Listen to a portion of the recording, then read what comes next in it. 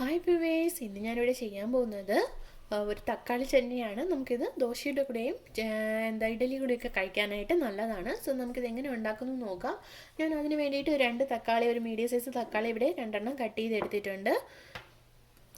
ഞാൻ ഇതിലേക്ക് പിന്നെ അല്ലാണ്ട് ഒരു വെളുത്തുള്ളി ചെറുതായിട്ട് അരിഞ്ഞത് എടുത്തിട്ടുണ്ട്. പിന്നെ ഒരു 3 മീഡിയം സൈസ് കുഞ്ഞുള്ളി കട്ട് ചെയ്തെടുത്തിട്ടുണ്ട്. ഞാനപ്പോൾ ഒരു പാൻ തക്കാളി ചട്നിക്ക് വേണ്ടി എടുത്തിട്ടുണ്ട്. അത് ചൂടായിട്ടുണ്ട്. ഇപ്പോൾ നമുക്കിതിലേക്ക് കുറച്ച് നല്ലെണ്ണയാണ് ഞാനിവിടെ ആഡ് ചെയ്ത് കൊടുക്കാൻ പോകുന്നത്.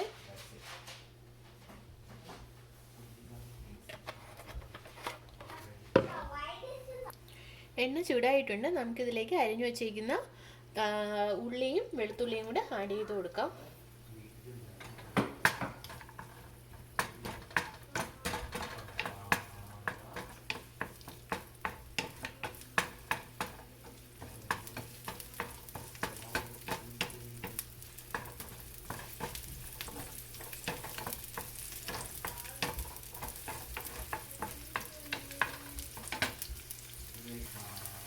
നമ്മുടെ ഉള്ളിയും വെളുത്തുള്ളിയും കൂടെ വഴണ്ട് വരുന്നുണ്ട്. ചെറുതായിട്ട് ബ്രൗൺ കളർ ചേഞ്ച് ആയി വരുന്നുണ്ട്. നമുക്കിതിലേക്ക് തക്കാളി രണ്ടെണ്ണം അരിഞ്ഞു വെച്ചിരിക്കുന്നതും കൂടെ ആഡ് ചെയ്ത് കൊടുക്കാം.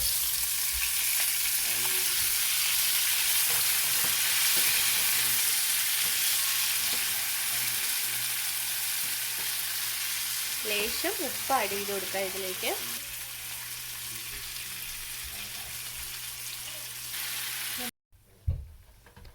നമ്മുടെ തക്കാളി വഴണ്ട് വന്നതിൽ കുറച്ച് വറ്റൽമുളക് കൂടി ആഡ് ചെയ്ത് കൊടുക്കാം. ഞാനിവിടെ ഒരു 4 വറ്റൽമുളക് ആഡ് ചെയ്യാണ്. നമ്മൾ എരിവിനനുസരിച്ച് മുളക് ആഡ് ചെയ്ത് കൊടുക്കാം.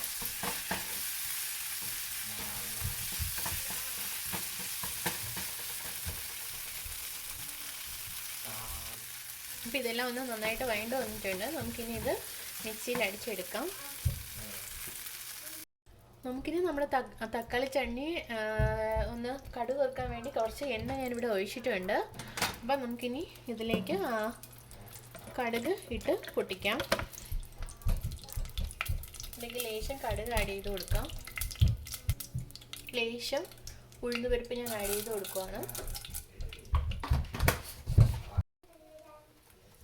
ഇതിലേക്ക് കുറച്ച് വറ്റൽമുളക് ആഡ് ചെയ്ത് കൊടുക്കാം. കുറച്ച് കറിവേപ്പില.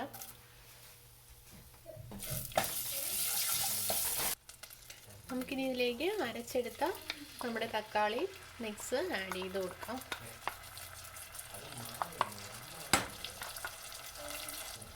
ഉപ്പെല്ലാം പാകമാണോ നോക്കുക, അല്ലെങ്കിൽ ആഡ് ചെയ്ത് കൊടുക്കുക.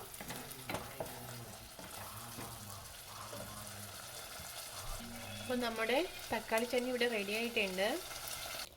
നമ്മുടെ സ്വാദൂറും തക്കാളി ചട്നി ഇവിടെ റെഡി ആയിട്ടുണ്ട്. അപ്പം നിങ്ങളും ഇങ്ങനെ ഒന്ന് ട്രൈ ചെയ്ത് നോക്കുക നല്ലെണ്ണയിൽ വെച്ചിട്ട്. അപ്പോൾ ഇഷ്ടപ്പെട്ടുവെങ്കിൽ ലൈക്ക് ചെയ്യുക, ഷെയർ ചെയ്യുക, സബ്സ്ക്രൈബ് ചെയ്യുക, കമൻറ്റ്സ് എന്തെങ്കിലും ഉണ്ടെങ്കിൽ ആഡ് ചെയ്യുക. പിന്നെ താങ്ക്സ് ഫോർ വാച്ചിങ്.